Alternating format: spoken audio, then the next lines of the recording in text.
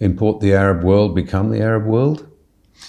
Well, there was this old line about Eurabia 20 years ago. I can remember thinking that there might be something to that notion, that if immigration continued at the levels that we were then seeing, there would be a fundamental transformation of European societies.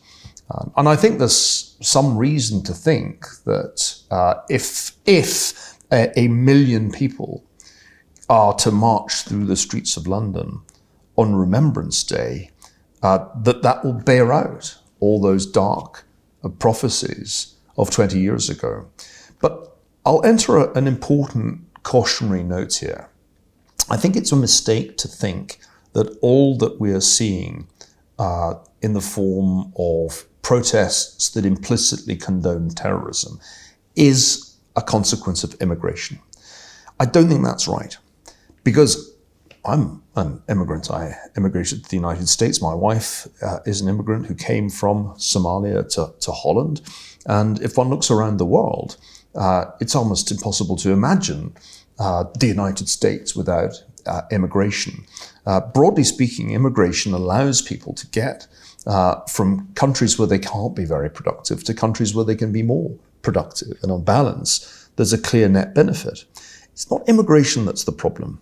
It's the failure to assimilate, the failure to integrate, the failure to explain to some immigrants what the deal is. If you come to a society, whether it's the United Kingdom, Australia, the United States, you have to accept the norms, the laws of that society.